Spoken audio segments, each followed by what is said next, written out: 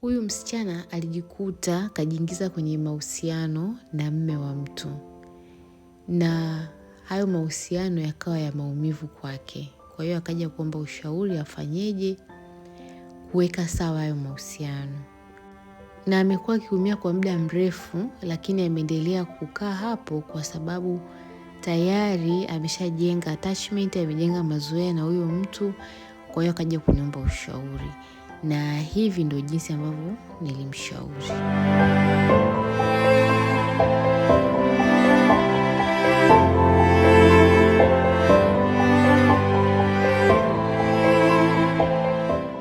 Haise, pole sana. Yaani una kila reason ya kukimbia mahusiano, maanake ukimwacha sio kwamba wewe utafungwa au unakuwa umefanya kosa la jinai. Wewe ni binadamu ambaye upo huru kabisa kwenye nchi huru, yaani una maamuzi na maisha yako.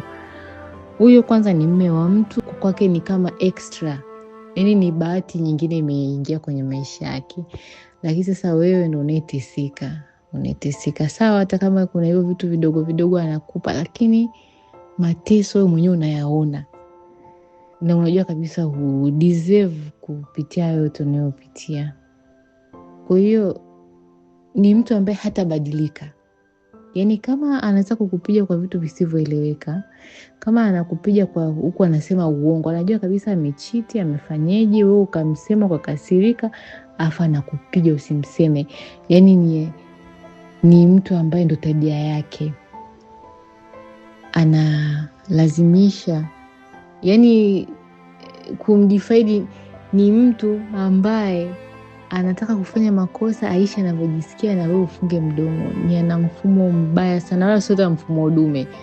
Yaani ni mkatili, ni mtu mkatili. Kwa hiyo mwenyewe unatakiwa ujiangalie kwamba je, unastahili kuendelea kuishi hivyo? Kwani hawajui unateseka, kumbe mtu unateseka hivyo. Je, utaendelea hivyo mpaka lini? Na vitu vingine haviji kwenye maisha mpaka uachilie vingine. Yaani vitu haviwezi kwenda kwa pamoja. Kwamba kuna mwanaume anayekunyanyasa alafu pia upate na mwanaume mwingine mzuri, haviwezi kwenda. Ni lazima kwanza uamue kuacha kimoja, uumie, uteseke, yaani ukate kabisa ile bond. Ikisha katika ile bond, sasa unakuwa free na maisha yako. Ukishakuwa free, basi hapo ndo namna ambayo unaweza kuanza ku-attract watu wengine. Yaani hiyo ndo nature jinsi ilivyo. Huwezi kusema ukamreplace ukampata mwingine ambaye ni bora kuliko yeye sasa hivi, yaani vitu haviwezi. Yaani lazima kwanza umwachilie. Yaani kitokea hivyo ni nadra. Lazima umwache kabisa, uamue, uklie naye basi. Na uwe na mipaka. Yaani mpaka anafikia tu ya kufanyia vitu vingi hivyo ni kwa sababu ya upendo wako. Yaani upendo wako ndio kama mauti yako, jinsi ambavyo jambo linavyoenda. Kwa sababu yeye mwenyewe anajua. Hata hapo unapompigia simu muongea naye kwamba unajua yeye anajibu tofauti. Yaani sio kwamba haelewi, sio kwamba eti ni mjinga au ni mtoto anatakiwa kueleweshwa. Mambo yote ambayo umemwambia hata sasa hivi ushamwambia sana. Yeye akikwambia kwamba wewe umenichiti, kwa hiyo ukinichiti unaona ni sawa, yani ana play victim. Alafu anajua namna kucheza na wewe kwamba nikimwambia hivi atajibu hivi. Kwa hiyo anakuambia ili uendelee kujibu. Lakini ni mtu ambaye hutakiwi hata kumwambia hiyo mambo yote. Ni mtu tu kumwambia mimi na wewe kuanzia leo basi nimeamua hivyo, kwa hiyo kwa heri. Sio ndio hivyo basi. Kwa hiyo wewe umeamua kuniacha kwa sababu unaoa mwanaume wako, ndio utakachoamua kuamini ndio hicho. Wewe sio, yaani anakupanga, maana anajua kikwambia umeniacha kwa ajili ya huyo mwanaume, utaanza hapana sio hivyo, unajua mimi wewe ni kwa sababu ulivyonifanyia vile kawa hivi na hivi na, yaani unavyoongea sana ndivyo ambavyo unazidi kutoa power, afu anazidi kuwa na power ya kukusemesha chochote na kukujibu hivi vyote na kukuweka chini kwenye mfumo. Lakini tofauti akikwambia kitu kumwambia okay sawa, lakini nimeshakwambia kwa sasa hivi kila mtu na maisha yake ahili kivyake. Hii siwezi kuwa kwenye toxic relationship. yani so far tayari inatosha. Na ikiwezekana kabisa hata huhitaji kumwambia maneno mengi hivyo. Na nakwambia hivyo maana najua unaumia. Kwa sometimes utajifikiria kwamba ni bora nimpigie, nimseme, nimwambie, lakini kitu ambacho ni best ni kukata tu ghafla na kuendelea na maisha yako. Yani kupotea. Lakini lazima umake mtu ambaye ni abusive kama huyo, lazima umwambie direct kabisa kwamba mimi na wewe basi tumefika mwisho. Usiniingilie maisha yangu popote utakaponikuta, utakaponiona.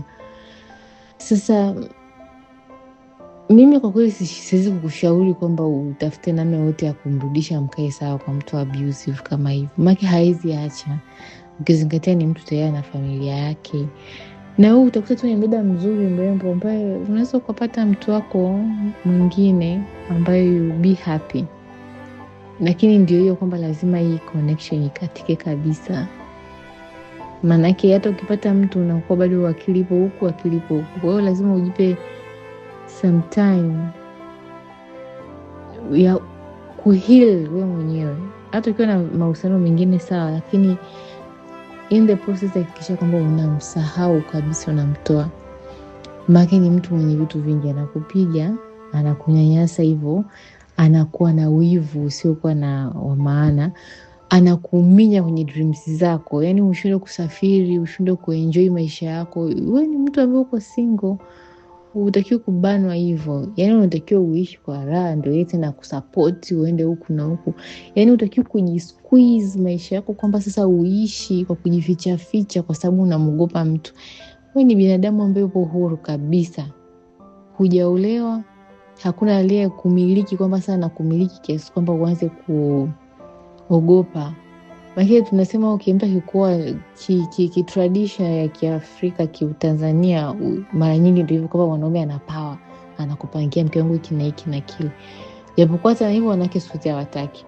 Lakini sembuse wewe ambaye uko free, una maisha yako, ushindwe kupata hela zako, ushindwe kusafiri, ushindwe kufanya vitu vyako, unatakiwa mwenyewe ujionee huruma kwamba unajinyima furaha.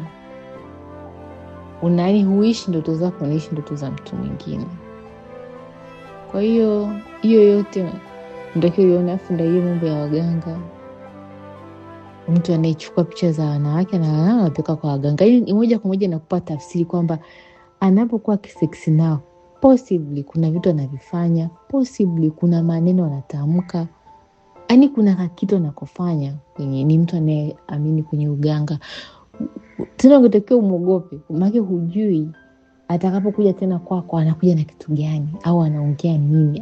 Maana ni mshirikina in short. Sasa wewe unagawa power, you know everything, but unaendelea unauza roho yako. Yani unaiuza roho yako kwa kifupi. You should love yourself more kuliko unavyompenda huyo. Itakuuma kuchange hiyo direction kutoka kwenye kumpenda yeye kuja kwenye kujipenda wewe. Itakuuma sana, maana you are changing something. Changes zote huwa haziji soft. Lazima itakuletea shida, lakini you have to do something right. Ndio maana wao wanasema something right na something hard zinafanana. Hii sema nimpigie simu tuembezane, yaishe simple. Ndio maana inakuwa mna prolong vitu ambavyo vinazidi kukuumiza. So ni bora ufanye maamuzi. Utaumia ndio, lakini utaumia kwa muda fulani. Baadaye utazoea. Ukishangaa mwezi umepita hujawasiliana naye, ikaja tena wiki kaongezeka, taratibu utaanza kuzoea kuishi bila communication naye. Yani yote tabia huwa zinabadilika ukiamua kutrain vyovyote vile. Kama kitu ambacho unatakiwa kufanyie kazi, ufanye kazi fulani, maana utabidi kila siku unakuwa na ile consistency. Mwisho siku unazoea na kuwa simple. Kama unamwacha mtu, ndio hivyo kila siku wasiliana naye, unakaa mbali naye, wasiliana naye, unajiweka mbali, umfuatilie mpaka inafika siku unakuwa hauna tena ile pain ya kutokumpata, kumiss. Unaweza toka mwana anapita pale lakini usisikie chochote. Maana vyote hivyo vina happen within you. Yani sio kwamba ni ndani yako, so you have to cut it. Lazima utengeneze ndani yako, utengeneze new behavior ndani yako, the behavior ya kutokuwasiliana naye, the behavior ya kukasirika kwa mambo aliyokufanyia. Kila kitu ni cha muhimu na kila kitu umepewa kupenda, lakini umepewa kuchukia, umepewa kumuelewa mtu, umepewa kutokumuelewa. Kwa hiyo kuna vitu ambavyo hutakiwi kumuelewa sasa hivi wakati unaona kabisa ni vitu ambavyo havieleweki. Unatakiwa kwenye kutokuelewa kweli usielewe, uone kabisa this is not right, na hii sio afya kwangu. Wanawake wengi hatumii kinga, mimba nje, UTI nje, unakuta unapata UTI hapa na pale, sijui matakataka gani, bado mambo ya uganga umo, bado ni mme wa mtu afu hata hajali. Yani utakuta mke wake naye amemchoka. Yani whatever the case, hiyo amekuroga, amekufanyaje, lakini still unaweza ukakwepa hiyo. Na kitu kimoja hapo cha kukwepa hiyo ni kukaa mbali naye. Uamini kwamba anapokuja, hata kama ni kitasa cha mlango wako badilisha, au kama sijui ni nyumbani au kama ni sehemu ambayo unaweza hama.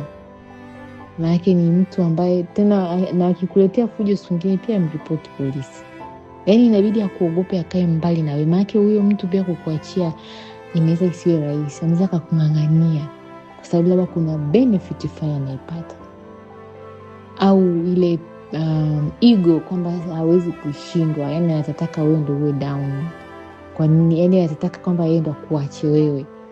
Maana atakubembeleza alafu mwisho wa siku ndio aje akuache sehemu mbaya uumie. Watu wa design wanakuwa hivyo, na kutafutia muda wake wa kuja kukuacha na kukuumiza. Kwa hiyo lazima tu uamue.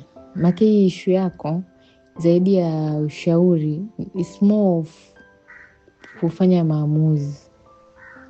Uamue kwamba what is the right thing to do kwenye maisha yako.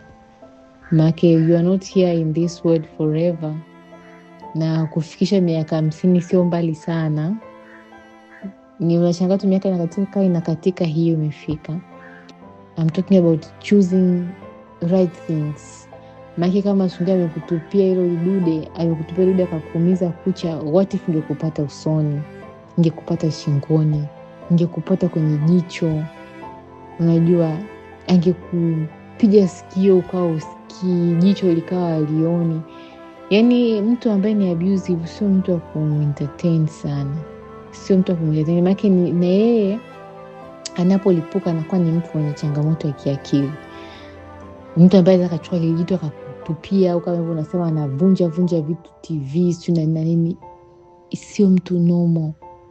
Ukichanganya na mambo ya uganga, ukichanganya na akili yake haijakaa sawa, yani anaweza kukufanyia kitu kibaya ukiendelea kumentertain. Atakuharibu uso wako, atakuharibu sura yako, afu anakuacha.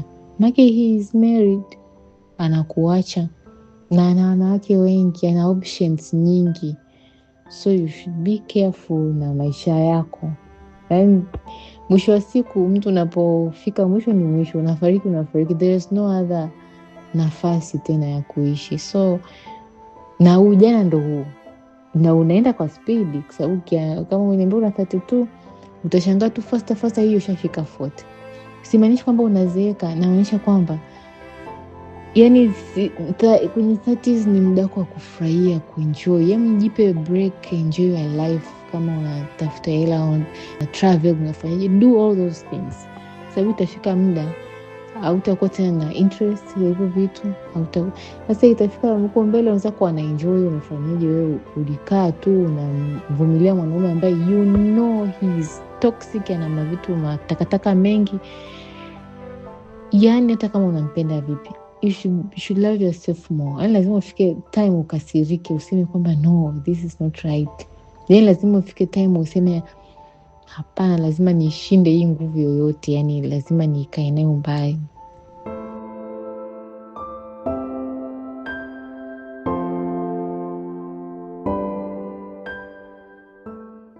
imani umejifunza kitu kupitia huo ushauri ambao nilikuwa nampatia huyo dada. Kama unapitia situation kama hiyo, upo kwenye mahusiano na mume wa mtu, ambapo kwanza sio sawa kuwa na mahusiano na mume wa mtu alafu huyo mwanaume anakunyanyasa, anakutesa, unapitia changamoto kama hizo ambazo nimezielezea humo, basi nafikiri itakuwa imekusaidia. Na pia unaweza kuweka kopa hapo kwa comment kopa kuonyesha kwamba umenisikiliza na umefurahia ushauri huu wa leo ambao nilikuwa nampa huyo dada. Pia like hii video, share, subscribe kama hujasubscribe, na gusa kengele ili nikiposti usikilize. Ciao.